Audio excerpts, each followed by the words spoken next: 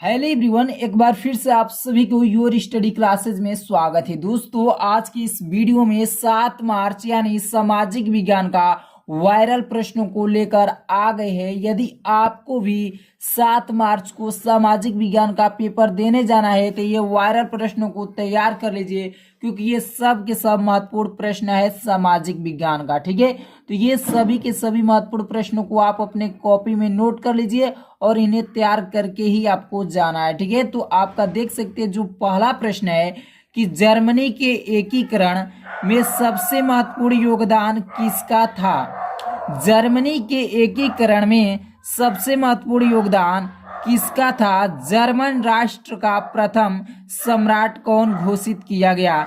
German राष्ट्र का प्रथम सम्राट कौन घोषित किया गया। तो देखिए इसका उत्तर कैसे लिखेंगे, एकदम सिंपल सा है कि जर्मनी के एकीकरण में ऑटो वन बिस्मार्क का सबसे महत्वपूर्ण योगदान था। ठीक है, यहाँ पर प्रश्न था आपके कि जर्मनी के एकीकरण में सबसे महत्वपूर्ण योगदान किसका था, तो आपको याद रखना है ऑटो वन बिस्मार्क। ठीक है, यदि आप ऑटो वन बिस्मार्क याद रखते हैं तो लिख देंगे कि जर्मनी के एकीकरण में ऑटो वन बिस्मार्क का सबसे महत्वपूर्ण योगदान था। ठीक है, अब इसमें एक और प्रश्न किया है कि जर्मन राष्ट्र का प्रथम सम्राट कौन घोषित किया गया। जर्मन राष्ट्र का प्रथम सम्राट कौन घोषित किया गया। तो यहाँ पर देख सकते हैं कि प्रसा के राजा विलियम प्रथम को जर्मन राष्ट्र का प्रथम सम्राट घोषित किया गया। किसको घोषित किया गया, तो प्रसा के राजा विलियम प्रथम को जर्मन राष्ट्र का प्रथम सम्राट घोषित किया गया। ठीक है, पहला आपका जो प्रश्न था इसका उत्तर कंप्लीट हो गया। अब हम बात करते हैं अगला प्रश्न जो 2 नंबर है। ठीक है, अगला प्रश्न 2 नंबर देख सकते हैं कि ऑटो वन बिस्मार्क को जर्मनी के एकीकरण का जनक क्यों कहा जाता है। 2 कारण सहित बताना है। ठीक है दोस्तों, ये जो भी प्रश्न है एकदम महत्वपूर्ण प्रश्न है, आपका ये बोर्ड एग्जाम में 100% देखने को मिलेगा। ये हर साल महत्वपूर्ण सवाल है, ये प्रश्न हर साल आपके बोर्ड एग्जाम में देखने को मिलता है। ठीक है, तो दूसरा प्रश्न आप देख लिए कि ऑटो वन बिस्मार्क को जर्मनी के एकीकरण का जनक क्यों कहा जाता है, आपको 2 कारण भी बताना है। ठीक है, तो देख सकते हैं यहाँ पर जो पहला कारण है कि बिस्मार्क ने सुधार एवं कूटनीति बिस्मार्क ने सुधार एवं कूटनीति के अंतर्गत जर्मनी के क्षेत्रों का प्रसाकरण अथवा प्रसा का एकीकरण करने का प्रयास किया। ठीक है, पहला क्या इसका कारण था कि बिस्मार्क ने सुधार एवं कूटनीति के अंतर्गत जर्मनी के क्षेत्रों का प्रसाकरण अथवा प्रसा का एकीकरण करने का प्रयास किया। 2 कारण पूछ रहा था, इसलिए 2 कारण आपको बताना जरूरी है। अब यहाँ पर देख सकते हैं दूसरा कारण है कि बिस्मार्क ने जर्मनी के एकीकरण के लिए रक्त और लौह की नीति का पालन किया। ये पालन है। ठीक है, बिस्मार्क ने जर्मनी के एकीकरण के लिए रक्त और लौह की नीति का पालन किया। इस नीति से तात्पर्य था कि सैन्य उपायों द्वारा ही जर्मनी का एकीकरण करना। ठीक है, अगला जो आपका प्रश्न है 3 नंबर है। 3 नंबर वेरी आईएमपी प्रश्न है, ये आपके हर साल बोर्ड एग्जाम में देखने को मिलता है। रालेट एक्ट क्या था। रालेट एक्ट क्या था, तो समझिए कि रालेट एक्ट क्या था।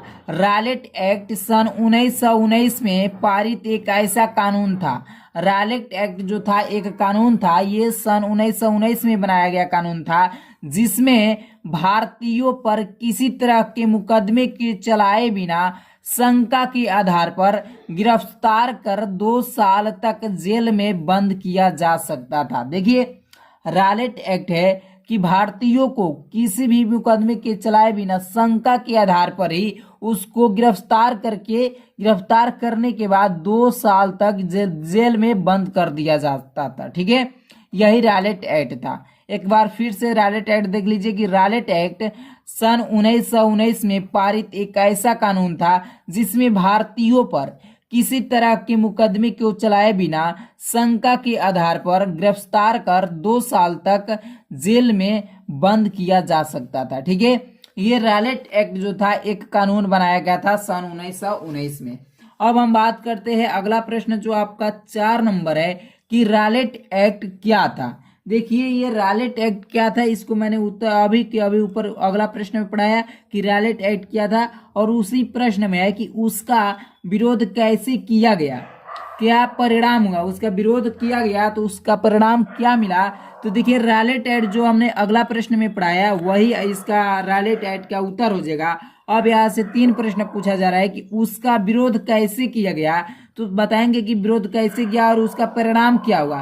तो देखिए यहाँ पर सबसे पहले परिणाम ही हेडिंग डाला गया है, तो चलिए परिणाम को समझ लेते हैं कि अंग्रेजों ने राष्ट्रवादियों पर दमन शुरू करने के साथ मार्शल लॉ लागू कर दिया।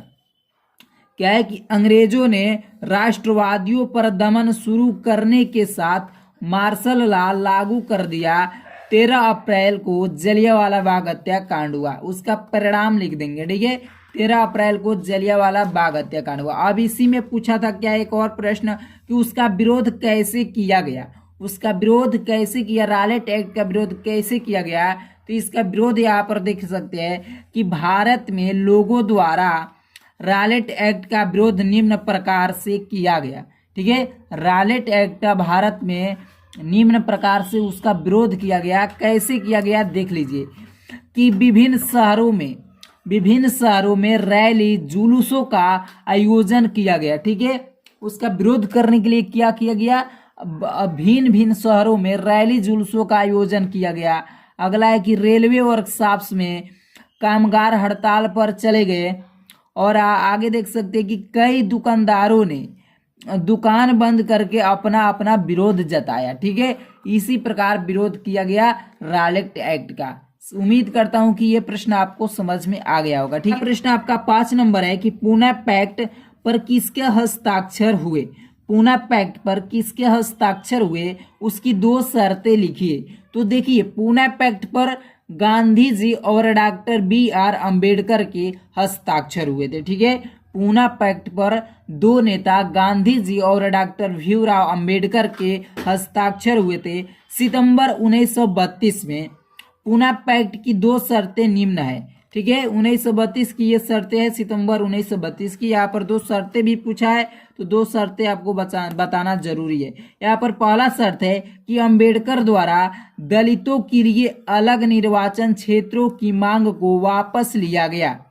अंबेडकर द्वारा दलितों के लिए अलग निर्वाचन क्षेत्रों की मांग को वापस लिया गया।